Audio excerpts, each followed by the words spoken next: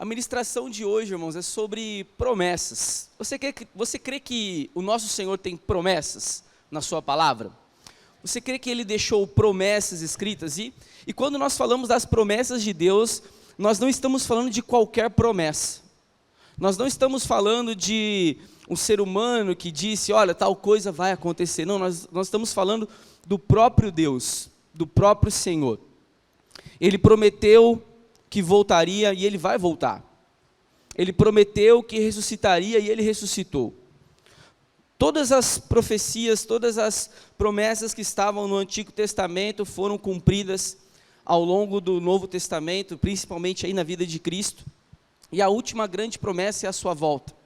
Mas quando nós olhamos para a palavra, nós vemos diversas, inúmeras promessas de Deus. Os estudiosos aí, existe uma dissensão aí, não existe um consenso, mas alguns acreditam que existem de 3 a 4 mil promessas, outros vão dizer que existe mais de 8.800 promessas registradas na Bíblia. Então existem muitas, mas muitas promessas mesmo, não teria como a gente falar de todas elas aqui. Mas quando nós olhamos para a palavra, nós temos, por exemplo, a promessa da provisão. O nosso Senhor, lá no Evangelho de Mateus, capítulo 6, 33, Ele disse: busquem, pois, em primeiro lugar o reino dos céus e a sua justiça, e as outras coisas, as demais coisas, aquilo que é o básico, o necessário, isso seria trazido pela providência divina até nós. Então nós temos a promessa da provisão, por exemplo. Além da promessa da provisão, nós temos uma promessa de paz. Isaías capítulo 26, verso 3. Tu conservarás em perfeita paz aquele cuja mente está firme em ti. Jesus também disse, a minha paz vos dou, não a dou como o mundo a dá. Mas o nosso próprio Senhor Jesus disse que nos daria paz. E o livro de Isaías registra que nós viveríamos em paz. Outra promessa é uma promessa de perdão. 1 João capítulo 1, verso 9, se confessarmos os nossos pecados, Ele é fiel e justo para nos perdoar. Então, o próprio Senhor nos promete que quando nós confessarmos os nossos pecados, quando nós nos arrependermos, Ele é fiel e justo para nos perdoar. Nós temos também uma outra promessa, a de vida eterna. João 3,16, porque Deus amou o mundo de tal maneira que deu seu Filho unigênito para todo aquele que nele crê, não pereça, mas tenha a vida eterna. Existe uma promessa de vida eterna para todo aquele que crê no Filho de Deus. Mas quando nós olhamos para a Bíblia, nós não temos somente promessas que são coisas que são consideradas boas. Não são promessas apenas que, olha, você tem vida eterna, ou você tem provisão, ou você tem paz, você tem proteção. Nós temos algumas promessas registradas no livro para aqueles que não creem no Filho, ou para aqueles que não se sujeitam ao Evangelho. Por exemplo, João 3,18, quem crê nele não é condenado, mas quem não crê já está condenado por não crer no Filho unigênito de Deus. Então as promessas de Deus não são somente para aqueles que acham que só existem bênçãos aqui, mas também existem maldições, existem punições, existem promessas que apontam para um juízo, para um julgamento daqueles que rejeitam o Filho, para aqueles que rejeitam o Evangelho.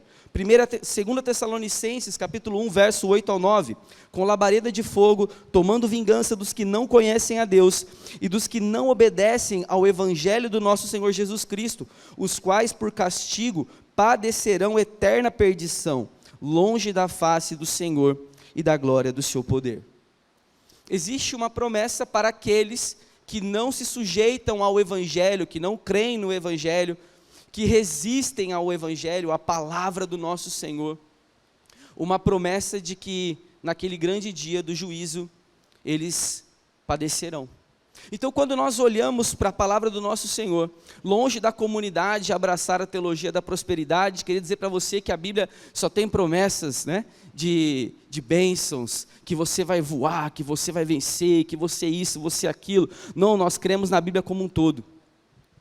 Nós cremos num Deus que deixou a sua palavra, e Ele nos ensinou que aqueles que creem, aqueles que vivem debaixo da sua palavra, aqueles que reconhecem o Filho como Senhor e Salvador, esses experimentariam de algumas promessas, mas aqueles que rejeitam o Filho, aqueles que rejeitam a palavra do Evangelho, esses também poderão possuir algumas promessas, mas essas promessas não são nada boas, irmãos. Essas promessas, misericórdia, são coisas que nós precisamos nos arrepender, olhar para as nossas vidas e ver essa palavra como um espelho, e olhar para essa palavra e dizer: Senhor, se existe algum caminho mau em mim, tira de mim, e me guia pelos caminhos da justiça. Esse precisa ser o nosso exercício todos os dias. Mas é claro que não tem como nós falarmos de todas essas promessas. E hoje, eu queria falar sobre a promessa da presença, que é o tema da pregação. O tema da pregação de hoje é a promessa da presença. Você crê que o Senhor Jesus prometeu que estaria com você todos os dias da sua vida? Ainda que você já tenha passado por dificuldades, ainda que você tenha se sentido sozinho, ainda que você tenha achado que nada aconteceu ao seu redor, que Deus provavelmente te esqueceu, isso é uma mentira, porque Ele prometeu que Ele sempre estaria com o seu povo. Existe uma promessa, a promessa da presença. Ele sempre, sempre, sempre estará conosco. Essa promessa, eu lembro muito de uma das pregações que foram ministradas aqui nessa casa, o Deus que me vê, enquanto Agar estava isolada, só esperando a morte, e então Deus a chama, conversa com ela, fala: olha, Agar, esse não é o seu fim, o seu filho também se tornará uma grande nação, e existe todo, aquele diálogo entre Deus e Agar responde: hoje eu reconheço que tu és o Deus que me vê. Essas palavras, quando essa pregação ela foi ministrada nessa casa, essas palavras cortaram o meu coração, porque às vezes a gente acha que Deus não está nos vendo. Às vezes a gente acha que por um momento Deus se esqueceu do nosso sofrimento, Deus se esqueceu das nossas angústias, das nossas limitações, porque existem coisas nas nossas vidas que nós não conseguimos avançar, nós não temos capacidade, nós não temos condições, nós já fizemos tudo o que nós poderíamos fazer, e nós só dependemos de Deus, e nada acontece, nada muda, e nós começamos a achar que Deus se esqueceu de nós. Mas quando essa pregação foi ministrada, e essa frase foi dita, o Deus que me vê, isso cortou o meu coração. E eu falei: não, eu nunca mais posso pensar isso.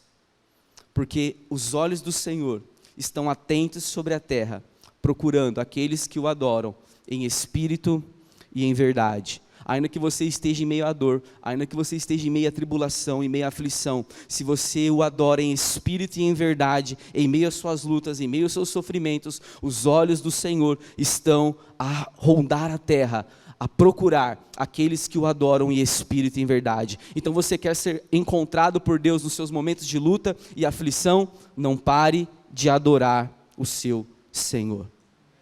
Existe uma promessa, chamada promessa da presença.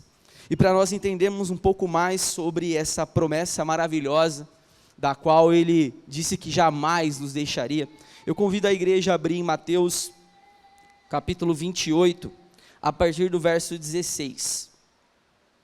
Mateus, capítulo 28, verso 16.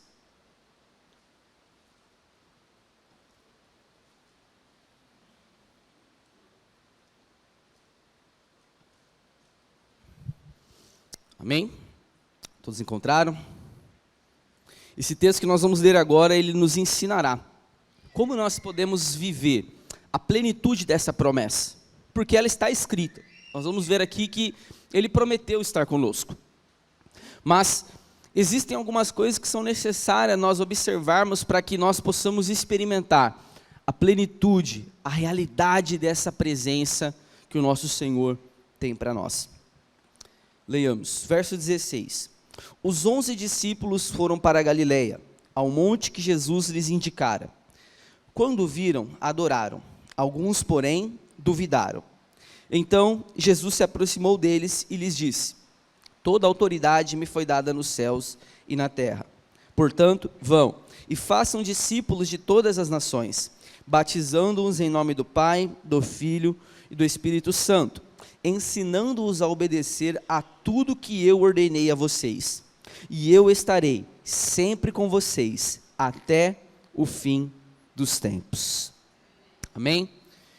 Oremos mais uma vez. Senhor Deus Todo-Poderoso, nós estamos aqui diante do Senhor, meu Pai. Esta é a sua palavra. Nós cremos no seu poder, nós cremos na revelação do teu Espírito Santo.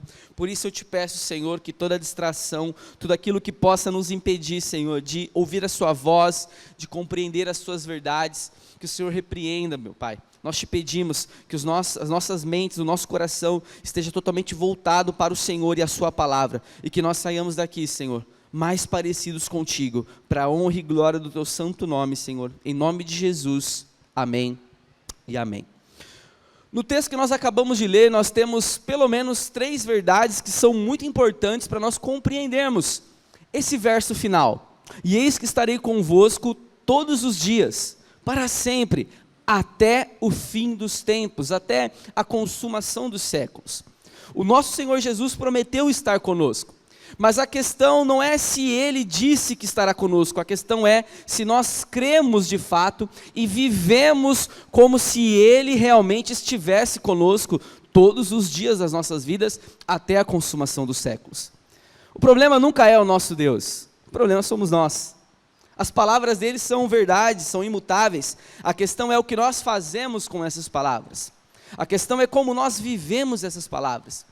E por isso, aquilo que o Senhor colocou no meu coração hoje é de extrema importância para que nós possamos compreender como nós podemos viver a realidade, a intensidade, a plenitude dessa presença que é tão poderosa e que Ele prometeu estar conosco. E a primeira coisa que nós vemos é no verso 16. O verso 16 diz: os 11 discípulos foram para a Galileia, para o monte que Jesus lhes indicara. Irmãos, se nós voltarmos um pouquinho no texto, nós vamos ver a ressurreição de Jesus e as mulheres que viram o nosso Senhor Jesus ressuscitado. E Jesus pediu para que essas mulheres dissessem algo para os discípulos. Jesus disse para essas mulheres: olha, avisem os discípulos, para que eles vão para a Galileia, para que lá eles me encontrem, lá todos me verão. Essas mulheres então batem em retirada, chegam até os discípulos e passam essa ordem de Jesus, dizendo: olha, nós vimos o mestre ressurreto, e ele disse para nós irmos para a Galileia. E então, esses homens foram. A questão é, se esses homens que estavam tomados de medo, perdidos, não sabiam para onde ir, se eles tivessem recebido essa informação, dizendo: olha, dessas mulheres, nós vimos o mestre ressuscitado, e ele disse para nós irmos para a Galileia, porque lá todos nós veremos. Se esses homens não tivessem seguido essa ordem de Jesus, se eles não tivessem ido para a Galileia, quais seriam as chances deles não terem visto o mestre ressuscitado? A questão aqui, é lógico que nós estamos conjecturando, a história já aconteceu, eles foram obedientes, mas nós podemos pensar, irmãos, a respeito dessa promessa, porque às vezes nós queremos viver a promessa da presença, nós queremos viver, experimentar essa presença, mas nós não queremos seguir as ordens do nosso mestre. Nós não queremos ir para onde ele está mandando que nós estejamos a ir. Percebe que não faz sentido nós queremos desfrutar da presença do nosso Senhor se nós não estamos aonde Ele está? Faz sentido você querer desfrutar da minha presença se eu te chamar para tomar um refrigerante ou jantar em algum lugar e você fala não para mim? Faz sentido você desfrutar da presença uns dos outros se nós não estivermos juntos? Dessa mesma maneira, não faz sentido nós queremos desfrutar dessa presença maravilhosa do nosso Senhor se nós não estamos indo para onde Ele está indo, se nós não estamos sendo guiados por Ele. Mas Jesus não está mais aqui. Como que nós podemos ouvir as ordens do nosso Senhor? Como que nós podemos seguir a Jesus se Ele não está mais aqui fisicamente? Nós temos quem habitando dentro de nós, irmãos? O Espírito Santo. Eu entendo que, enquanto nós estivermos nessa nessa vida, enquanto nós estivermos nesse corpo, nós também temos uma natureza caída, uma natureza pecaminosa, uma natureza que precisa ser morta, que precisa ser vencida. Mas o que eu tenho percebido é que muitos cristãos se esquecem que existe uma nova natureza guiada e regenerada pelo Espírito Santo dentro deles. Nós queremos viver a presença da promessa, mas nós somos guiados pela nossa própria carne, pela nossa própria natureza. Nós somos guiados pelos nossos próprios hormônios, nós somos guiados pelas nossas próprias emoções. Sabe, uma situação onde você precisava ter mantido a calma e você explodiu, e você fala assim, ai, mas é que eu sou sanguíneo, ai, eu sou colérico. Ok, irmãos, a ciência está aí, ela está estudando os comportamentos humanos, mas sabe o que esse livro nos fala? Que existe um espírito dentro de você. E quem está guiando você hoje? São as ordens de Jesus, é o Espírito Santo que testifica ao seu coração, ou são as suas emoções, é a sua raiva, é o seu medo, são suas incertezas? Como que você espera viver a plenitude da presença do nosso Senhor, se você não é guiado pelo Espírito do nosso Senhor? Não há sentido em dizermos que somos filhos se nós não somos guiados pelo Espírito. Quem disse isso foi o próprio Paulo em Romanos. Pois, se vocês viverem de acordo com a carne, vocês morrerão. Olha, se você viver de acordo só com suas emoções, se você viver de acordo somente com os seus hormônios, se você viver de acordo somente com a sua natureza, ei, o apóstolo Paulo está dizendo, olha, você morrerá, mas se pelo Espírito fizerem morrer os atos do corpo, vocês viverão, porque todos que são guiados pelo Espírito de Deus, são filhos de Deus. Ser guiado pelo Espírito, não é para o seu líder de célula. Ser guiado pelo Espírito não é coisa do pastor. Ser guiado pelo Espírito não é para quem tem cargo na igreja. Não, ser guiado pelo Espírito é para aqueles que são filhos. Então, se você quer viver, o primeiro ponto é esse, se você quer viver a plenitude da presença do seu mestre, do seu Senhor, você precisa ser guiado, não mais pelas suas emoções, não mais pela sua velha natureza, mas você precisa ser guiado pelo Espírito Santo, porque todos que são filhos são guiados pelo Espírito. As nossas decisões evidenciam quem está nos guiando. As nossas escolhas evidenciam quem está nos guiando. Se é a nossa velha natureza, ou se são as palavras do nosso Senhor. Não faria sentido esses discípulos não obedecerem às ordens de Jesus. Mas eles decidiram seguir as ordens, atender aquilo que Jesus pediu, e foram para Galileia. E lá todos viram o Senhor ressuscitado. Esse é o primeiro ponto, irmãos. Se nós queremos viver a plenitude dessa presença, nós precisamos estar sendo guiados pelo Espírito. Quando nós olhamos para a Bíblia, nós vemos uma história de dois homens que se cruzam ali, né? Uma história de Abraão e Ló. E Abraão é um bom exemplo para todos nós.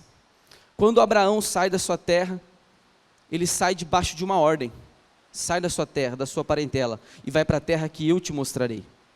Abraão sai, leva o seu sobrinho Ló, e chega um momento em que Abraão e Ló estão vivendo juntos, e os rebanhos, né, a riqueza de Abraão e de Ló começam a aumentar, e de maneira que os pastores começam a entrar em conflito, a terra já não era mais suficiente. E aí então Abraão chega e fala assim, ó, Ló, escolhe qualquer lugar. O lugar que você escolher, eu vou para outra direção. E então a Bíblia nos relata que Ló levantou os olhos e olhou para a direção das campinas, Sodoma e Gomorra, e viu que aquele lugar era bom, viu que aquele lugar era próspero, e decidiu ir para lá. Essas duas histórias nos mostram um homem que saiu da sua terra, da sua parentela, porque estava debaixo de uma ordem de Deus, estava sendo guiado por Deus. Mas essa história também nos mostra a história de um homem que estava sendo guiado pelos seus próprios olhos, pela sua própria cobiça, pelos seus próprios desejos, pelos seus próprios prazeres. E nós vemos no decorrer da história de Ló o quanto que esse homem sofreu. Foi capturado, quase teve que entregar a própria filha para um bando de depravados, perdeu a esposa, teve que sair correndo da cidade, porque é uma cidade que foi destruída. Percebe, irmãos, quando nós somos guiados somente pela nossa natureza, quando nós somos guiados somente pelos nossos olhos, pelas nossas emoções, por essa natureza caída, nós estamos sujeitos a passarmos por situações que nós não queríamos ter passado. Mas quando nós somos guiados pelo Espírito, quando nós somos guiados por Deus, como Abraão foi guiado por Deus, nós então experimentamos a realidade da promessa da presença. O que o Senhor nos convida a fazermos hoje nesse dia é refletirmos sobre as nossas escolhas, as decisões que temos tomado, a maneira como nós temos agido, o que está sendo refletido nas nossas vidas, quem está nos guiando. É isso que o Espírito nos leva a refletir, diante de uma promessa tão maravilhosa, que é a promessa da presença. O segundo ponto, o texto continua, e nós temos o verso 17. Quando viram, o adoraram, mas alguns duvidaram. O texto então continua, os discípulos foram para a Galileia, Jesus então aparece, e o texto nos fala que quando eles viram a Jesus, eles o adoraram, mas alguns duvidaram. Mesmo vendo, ainda estavam duvidando. A palavra aqui que o texto usa como adorar, é a mesma palavra para prostrar-se, encurvar-se.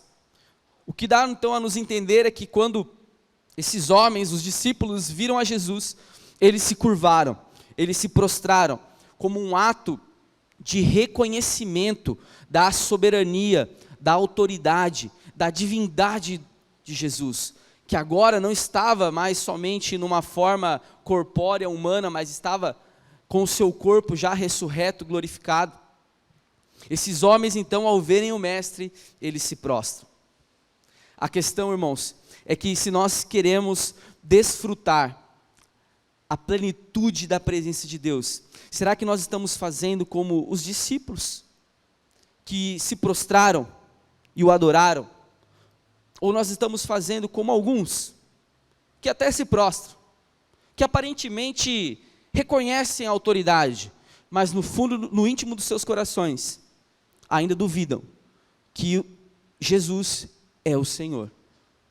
Porque, como já foi dito aqui, é interessante porque as pregações aqui na comunidade, elas vão se somando e elas vão corroborando umas com as outras. Mas já foi dito aqui nessa casa que a humanidade não tem problema com Jesus o Salvador. A humanidade não tem problema com Jesus, aquele cara legal que nos tirou do inferno, que nos dá uma vida bacana, uma vida razoável, que resolve nossos problemas, que melhora o meu casamento, que melhora minhas finanças. A humanidade não tem problema com esse Jesus. A humanidade encontra problemas quando Jesus diz que eu sou o Senhor. A humanidade encontra problemas quando esbarra nessa realidade de Jesus dizendo que é o Senhor sobre as nossas vidas. E se Ele é o Senhor, logo então tudo pertence a Ele. Tudo é dele. A nossa vida é dele. As nossas rotinas, os nossos dias são dele. O nosso trabalho, os nossos bens, nossas finanças, nossa família, nossa saúde, tudo é dele, nada pertence a nós, porque é ele quem nos dá todas as coisas, segundo a sua graça, como nós vemos na Bíblia. É Ele quem nos dá. Se hoje você levantou, se hoje você respirou, se hoje você está aqui, se hoje você tem uma roupa para colocar, se você tem um carro para andar, se hoje você teve comida para se alimentar, seja lá o que for que você ganhou hoje, que você desfrutou hoje, você só tem porque o nosso Senhor, na sua graça e na sua bondade, decidiu nos dar graciosamente. Então, se tudo é dele, se tudo pertence a Ele, tudo precisa ser dedicado a Ele. Os nossos dias precisam ser dele. A nossa família precisa ser dedicada a Ele. O nosso trabalho precisa ser dedicado a Ele. porque do contrário, nós estaremos aparentemente reconhecendo a divindade, aparentemente reconhecendo a soberania, aparentemente reconhecendo que Jesus é o Senhor, mas quando Ele nos pedir prova disso, a nossa dúvida será evidenciada, a nossa incredulidade será evidenciada. Eu tenho certeza que você um dia já teve que tomar uma decisão importante por Jesus. Mas o que eu tenho percebido, irmãos, vou falar daquilo que eu tenho percebido, amém? É que às vezes as pessoas não entenderam ainda que Jesus é o Senhor. Não entenderam. Não entenderam. As pessoas continuam donas das suas próprias vidas. As pessoas continuam donas das suas próprias agendas. As pessoas continuam donas de si mesmas. A célula, irmãos, não foi a comunidade que inventou. Você sabia que não foi a comunidade que inventou célula? Não foi, não surgiu da cabeça do pastor, do Murilo. Eles assim, não tinha nada para fazer. Estava lá o Murilo, o pastor, o Luiz, o Marcelo. A gente estava lá numa reunião lá. Eu falei assim, a gente não tem nada para fazer na semana. Vamos fazer uma célula? Foi assim? Não foi, gente. Você quer saber onde surgiu a célula? Você abre em Atos 2. Como viviam os primeiros cristãos. Foi ali que surgiu. Mas tem gente que ainda não entendeu. Ainda não entendeu. E só faz o que quer. E não vai na célula porque não quer. Não vai no culto porque não quer. Isso aqui não foi a gente que inventou. Estar aqui não foi a gente que inventou. Está lá em Atos também. Que eles permaneciam no pátio do templo, adorando, e nas casas, partindo o pão, persistindo na doutrina dos apóstolos. Não fomos nós que inventamos, não foi a igreja moderna que inventou isso, para você ter alguma coisa para fazer no final de semana, ou durante a semana, não, foi o próprio Senhor que deixou registrado na sua palavra, como seus filhos deveriam adorá-lo. Mas a gente às vezes só faz o que quer. Desculpa falar isso. Mas tem gente assim que não vai. Eu não estou falando assim uma coisa assim esporádica, mas não vai. Porque não quer. Porque é aniversário do tio, da tia, da prima, do papagaio, do cachorro. E não vai. E não entendeu ainda que não, sabe, não é muita questão de escolha nossa. Existe um Senhor e Ele escreveu na sua palavra como Ele deseja ser adorado. E Ele deseja ser adorado também nos lares, nas casas, no partir do pão, na comunhão dos irmãos. Assim como Ele gosta e Ele ama ser adorado no templo. Mas Ele também quer ser adorado no seu trabalho, Ele também quer ser adorado aonde você estiver, porque na verdade não existem separações. Mas é nesse momento, quando nós temos que tomar essas decisões, que o nosso coração evidencia quem está no poder. Nós estamos fazendo somente aquilo que nós queremos, somente aquilo que nos dá prazer, somente aquilo que nos interessa, ou nós estamos fazendo aquilo que o Senhor diz que nós devemos fazer, porque Ele é o Senhor, e Sua palavra vai sempre reinar. Terra e céus passarão, mas a Sua palavra permanecerá. É nessa palavra que você crê, ou ainda é na sua vontade, é no seu querer, é na sua capacidade de decidir o que é bom ou o que não é para você? Porque se nós estamos fazendo só o que nós queremos, nós estamos nos parecendo muito com alguns discípulos, alguns aspirantes, pretendentes a discípulo de Lucas 9 e o jovem rico.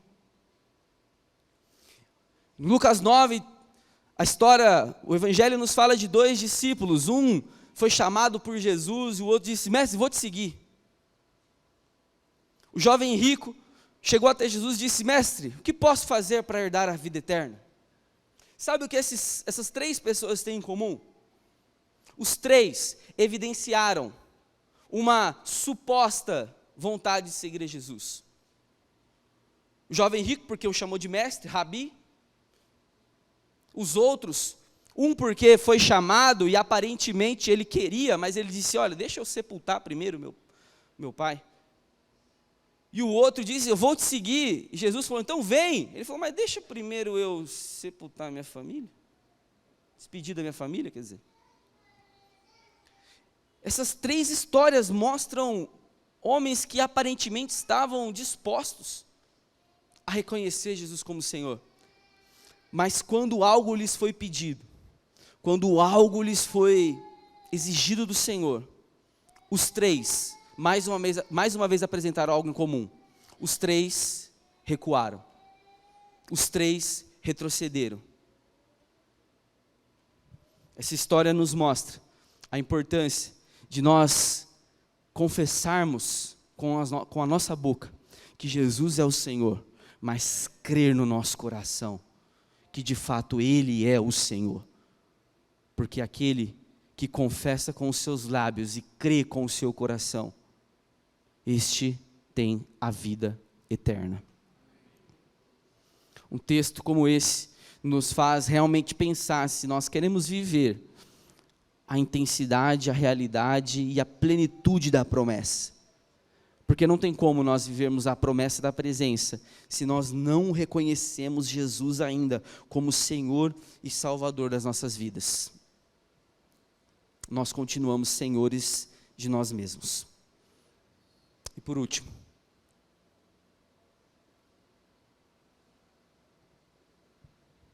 terceiro ponto, o texto continua. Portanto, verso 19, portanto, vão e façam discípulos de todas as nações, batizando-os em nome do Pai, do Filho e do Espírito Santo, ensinando-os a obedecer a tudo que eu lhes ordenei. E eu estarei sempre com vocês até o fim dos tempos. Essa é a promessa da presença. E eis que eu estarei com vocês até o fim dos tempos. Só que antes da promessa da presença, nós temos uma ordenança. Ide por todo mundo, fazer discípulos, batizando-os em nome do Pai, do Filho e do Espírito Santo, ensinando-os a guardar essas palavras. E é aí, e somente aí, e eu estarei com vocês, todos os dias, até a consumação dos séculos. O texto termina aqui. O último ponto, irmãos. O texto nos mostra as últimas palavras que Mateus escolheu para registrar. Mateus escolheu registrar como as últimas palavras do seu evangelho a respeito daquilo que Jesus estava dizendo, o ide. E eu não sei se na nossa cultura moderna, ocidental, as últimas palavras de uma pessoa ainda têm muita importância. Mas as últimas palavras, historicamente falando, as últimas palavras de uma pessoa têm muito a dizer a respeito do coração dessa pessoa. As últimas palavras, Mateus poderia ter dito qualquer coisa. Mateus poderia ter escolhido qualquer coisa para escrever no seu evangelho, como últimas palavras. Mateus poderia ter acrescentado mais um milagre para acrescentar nossa fé. Mateus poderia ter colocado qualquer outra coisa, mas Mateus decidiu terminar o seu evangelho dizendo: ide por todo mundo e pregai o evangelho a toda criatura. Mateus escolheu a dedo as últimas palavras do seu Senhor, porque na verdade Mateus só escreveu aquilo que ele viveu, aquilo que ele percebeu do seu Senhor. A urgência e a necessidade da implantação do reino de Deus. Mateus entendeu que o que Jesus veio fazer na terra, o que Jesus veio fazer na existência terrena, foi implantar, foi inaugurar o reino de Deus, a vinda do reino. Então ele escreve para nós, aqueles que leríamos esse livro, chamado Bíblia, para que nós não perdêssemos de vista aquilo que ele percebeu que era o objetivo e o foco do nosso Senhor Jesus. Então ele fez questão de dizer, olha, Jesus disse isso aqui. E isso que Jesus disse será as últimas palavras desse evangelho que eu estou escrevendo. Porque as últimas palavras importam, irmãos. As últimas palavras mostram o que de fato nós estamos preocupados. Paulo, nas suas últimas palavras, escreve a Timóteo. Ó, Timóteo, eles podem, você não. Permaneça fiel nas palavras que você aprendeu. As últimas palavras de Paulo não foi socorro, me tira daqui, não, foi, olha, permaneça na palavra. As últimas palavras importam, irmãos. E por isso, nós não podemos desdenhar dessas palavras. Nós não podemos colocar como uma segunda prateleira essas palavras. Porque o próprio Jesus disse, ide por todo mundo. Porque isso está no coração do nosso Pai. O nosso Deus está preocupado com a salvação da humanidade. Com a salvação das pessoas. Portanto, se você quer desfrutar da plenitude da presença do seu Senhor, você precisa estar preocupado com aquilo que Ele está preocupado. Você precisa amar aquilo que Ele ama. Você precisa se dedicar àquilo que Ele está dedicado. Porque caso contrário, você vai estar indo para um lado e Ele vai estar indo para o outro. Jesus, o nosso Senhor, Ele está preocupado com a salvação da humanidade. Na sua lista, em que lugar está salvar os perdidos de importância? Na de Jesus, está no top 1. Mas e na nossa? Quais são as nossas prioridades? Ah, Daniel, quer dizer então que eu tenho que largar tudo e viver pregando? Não, irmão, não é isso. Não é isso. Existem pessoas que têm um chamado específico para isso, e eu creio que existem pessoas que são separadas para viver dessa maneira. Mas o que nós ainda não entendemos é que, mais uma vez, a nossa família, o nosso trabalho, os nossos bens, a nossa saúde, não pode ser um fim em nós mesmos. A pergunta é, como o meu trabalho, a minha saúde, a minha família, os meus bens, como tudo que Deus tem me dado, como isso contribui para o avanço do reino de Deus. Como tudo isso colabora para que o ID esteja sendo executado. Porque se eu não estou preocupado com isso, se eu não estou preocupado com a salvação daqueles que estão perdidos, existem grandes chances de eu estar preocupado somente com as coisas desta vida, do aqui e do agora, olhando para as coisas somente desta terra, que o apóstolo Paulo diz que pessoas que vivem desta forma, pessoas que olham somente para o seu próprio estômago, pessoas que pensam somente nas coisas desta terra, pessoas que vivem dessa maneira, não são minhas palavras, está lá no apóstolo Paulo, são inimigas da cruz de Cristo. Viver para si mesmo, viver como se só você importasse, viver como se só o seu bem importasse, viver como só o seu bem-estar fosse importante, é viver como um inimigo da cruz de Cristo. A nossa vida foi assim que o Senhor escolheu que fosse, irmãozinho. A nossa vida, ela precisa ser vida para outras pessoas. Então, a saúde que você tem, para que serve? O dinheiro que você tem, para que serve? A família que você tem, para que serve? O seu trabalho, para que serve? É só um meio para você ter uma vida mais confortável? Ou tudo isso contribui para o avanço do reino? Porque senão, irmãos, nós vamos nos enquadrar diante de uma profecia um pouco complicada, um texto um tanto quanto complicado de Ezequiel capítulo 34, onde Ezequiel fala das ovelhas magras e as ovelhas gordas. As ovelhas gordas, elas não se contentam em somente comer do bom pasto, mas elas pisoteiam a grama, e as fracas não conseguem se alimentar. A Bíblia fala em Ezequiel dessas ovelhas que elas não se contentam somente em beber água limpa, mas elas precisam pisotear a água, enlamear a água, para que a ovelha fraca não consiga beber. Ezequiel fala das ovelhas gordas que param na porta e travam a porta, e com a sua cabeça, com o seu chifre, impedem as mais fracas de entrarem. Quando eu li esse texto e eu falei, Senhor, o que isso quer dizer? O que isso tem de aplicação para nós? É claro que isso tem um contexto teológico.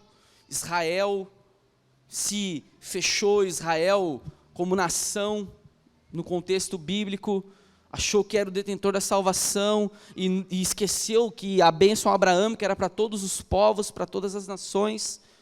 Então Israel estava na posição da ovelha gorda, que não se contentava em comer do pasto, em beber da água, mas impedia os gentios e impedia os outros povos de terem acesso a isso.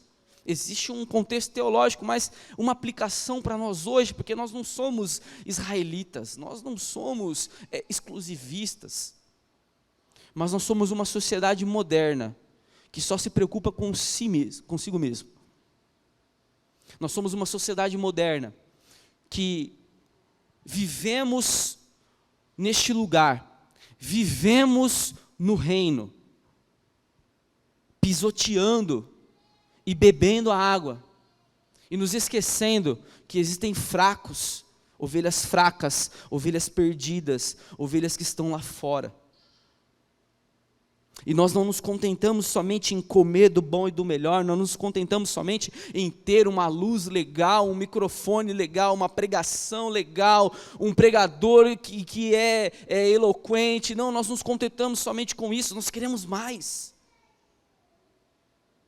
E nós não nos preocupamos com as ovelhas magras, e aí nós estamos aqui, achando que estamos agradando a Deus, travando a porta, porque o pobre, o fraco, o oprimido que está lá fora, nós não vamos alcançar. Eles estão, pela nossa inércia, pela nossa morosidade, estão sendo impedidos de entrar no reino, e nós também, talvez não estejamos entrando, porque não estamos preocupados com aquilo que o Senhor está preocupado. Nós estamos achando que Deus está rindo e se alegrando da nossa vida, quando na verdade, não é isso. Ele está assim, ó. Não é isso. Eu estou preocupado com as ovelhas magras e perdidas. E vocês precisam, vocês que estão saudáveis, sai da porta, para de pisotear essa água, para de lamear essa água, para de pisotear essa grama, e vai chamar esse povo.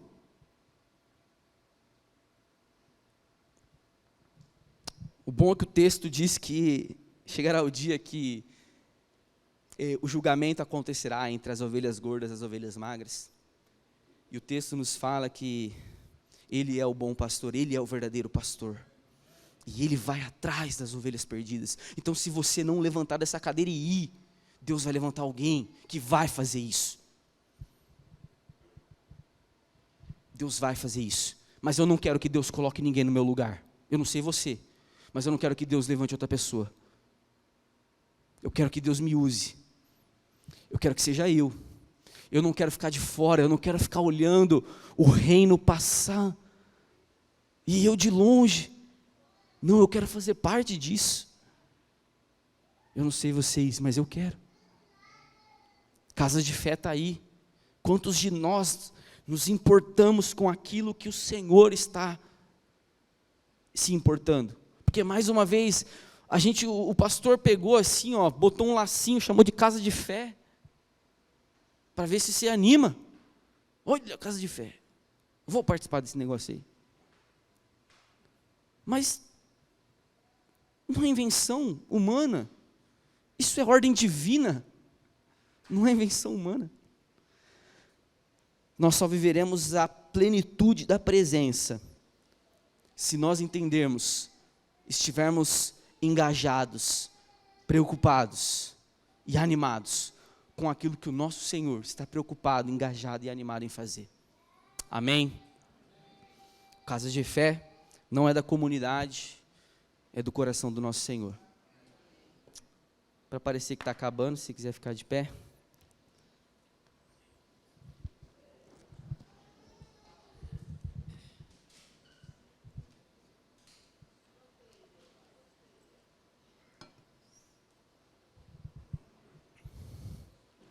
Eu não sei se você vai ter coragem de fazer isso agora, mas quantos querem viver a plenitude da presença, da promessa? Amém. Existe uma promessa de uma presença. Ele estará conosco todos os dias até a consumação dos séculos. A questão é, nós estamos com Ele? Ele disse que estaria conosco. A questão não é se Ele é por nós, porque Ele já escreveu isso. Se Deus é por nós, quem será contra nós? Já está escrito que Ele é por nós. A questão é se nós somos por Ele. A questão é se nós somos guiados. A primeira coisa, irmãos, que nós vamos orar agora, é olhar para o nosso coração, entender se estamos sendo guiados pelo Espírito, ou se somos guiados por nós mesmos. Enquanto nós oramos, nós precisamos realmente olhar para o nosso coração e entender se de fato o trono do nosso coração está ocupado por aquele que é digno de se sentar no trono, ou se são outras coisas que estão no trono do nosso coração, ainda que sejam coisas boas, ainda que você não seja um depravado, um promíscuo, uma promíscua, mas coisas boas, consideradas boas, também pode tomar o trono do seu coração. Família, outras coisas também pode estar roubando o trono do seu coração, e você está dizendo: Senhor, eu te reconheço, mas toda vez que você precisa tomar uma decisão, é sempre Deus que perde. Você nunca perde uma? Só Deus que perde na sua vida? E por último, nós precisamos entender se nós estamos preocupados com aquilo que Deus está preocupado. Se de fato a nossa vida gira em torno daquilo que Deus está fazendo. Ou você está olhando para o que Deus está fazendo, mas você tem os seus próprios afazeres aqui, você tem sua própria vida, você tem sua rotininha aqui. Quando dá, quando der, você vai lá. Você trabalha um pouquinho. Deus, preciso. Você volta. Nossa, meu Deus do céu, estou desviado, preciso ir para a igreja. Aí você volta. Sabe, você tem sua vida, seu plano aqui, e o plano de Deus é quando dá. Quando dá. É só quando dá. Vai chegar um momento que não vai dar mais, irmão. Porque não dá para viver, sabe, com um pé em cada jangada. Não dá para viver assim. Não foi assim que Deus escolheu. Ele não quer um pedacinho de você, Ele te quer por inteiro. Porque Ele não entregou só um pedacinho dele na cruz. Ele não mandou o anjo mais bonito que Ele tinha. Ele não mandou o anjo mais eficiente que Ele tinha. Deus não fez isso. Deus mandou tudo que Ele tinha. Ele mandou o próprio Filho. Então Ele não quer um pedacinho seu. Ele quer você por inteiro. Ele quer a sua família, Ele quer a sua vida, Ele quer a sua rotina, Ele quer os seus dias. Eu não vou cantar, mas tem uma música que fala, né, que é Ele, por Ele que eu estou gastando a minha vida, perdendo tudo por amor e com alegria. Porque se você não perder tudo, na verdade você não vai ganhar nada. Porque no reino é assim, aquele que perde é aquele que ganha. Aquele que morre é aquele que vive. No reino de Deus, aquele que chega por último é o que é o primeiro. No reino de Deus, é aquele que entendeu que nada é mais precioso, e por isso, quando ele entende que nada nessa vida é mais preciosa, que tudo é esterco, é que ele então ganha o tesouro mais precioso. Esse é o reino de Deus, é assim, o reino é assim, o reino ele é de cabeça para baixo, o reino não funciona como a sociedade moderna capitalista funciona. O reino funciona, quanto mais você entregar, quanto mais você doar, mais você vai ter. O reino é assim. Oremos. Senhor Deus Todo-Poderoso, em nome do Teu Filho Jesus Cristo, nós queremos Te agradecer, Senhor, por essa promessa maravilhosa, a promessa da Sua presença. O Senhor nunca nos abandonou, o Senhor nunca nos deixou. Nas horas mais difíceis, nos momentos mais difíceis, nas horas mais escuras, aonde nós não tínhamos o que fazer, Senhor, nós cremos que ali o Senhor ainda estava conosco, porque existe uma promessa, a promessa que diz que o Senhor estaria conosco todos os dias, até o fim dos tempos, por toda a eternidade. Como se não bastasse o fim desses tempos aqui, o Senhor disse que estaria subindo, preparar uma morada, e quando ela estivesse pronta, o Senhor retornaria para que nós estivéssemos com o Senhor por toda a eternidade. Então, essa promessa da presença, ela não é somente aqui e agora, mas nós estaremos contigo, Senhor, por toda a eternidade. Não haverá fim, não haverá mais sol, porque o trono da justiça brilhará e iluminará toda a cidade santa. Ah, Senhor, a Sua presença que nos restaura, que nos revigora, a Sua presença que nos renova, a Sua presença que enxuga as nossas lágrimas, a Sua presença que aponta uma direção quando nós não sabemos para onde ir, a Sua presença que traz vida quando nós achamos que só a morte é ao nosso redor. Essa é a Sua presença, como nós lemos aqui, toda a autoridade lhe foi dada a Jesus. A Sua presença significa estar ao lado daquele que tem toda a autoridade e todo o poder em Suas mãos. Essa presença que é manifestada através do Espírito Santo em nossos corações. Nós não queremos perder essa presença, Senhor. Como o salmista Davi disse: tira qualquer coisa, Senhor, mas não tire, não aparta de mim a Sua presença, não aparta de mim o Teu Espírito, Senhor. Que essa verdade possa ecoar no nosso coração, que nós possamos desejar cada vez mais essa presença, essa promessa da presença. Contudo, Senhor, se há algum caminho mau no nosso coração, nos livra dele, Senhor. Se porventura nós ainda estamos sendo guiados pela nossa própria natureza, se nós estamos dando mais ouvidos à natureza humana do que ao Espírito que há em nós, o Espírito que nos torna filhos de Deus, tem misericórdia de nós, Jesus. Olha o nosso coração, sonda o nosso coração. Tu és aquele que anda em meio à igreja, Tu és aquele que tem os 7 candeeiros nas mãos, as 7 estrelas, os 7 espíritos. Tu és aquele que está andando em meio à igreja. Por isso eu te peço, Senhor, olha o nosso coração, e se porventura, meu Pai, existem outras coisas que estão sentadas no trono do nosso coração, arranque-as, meu Pai, eu te peço.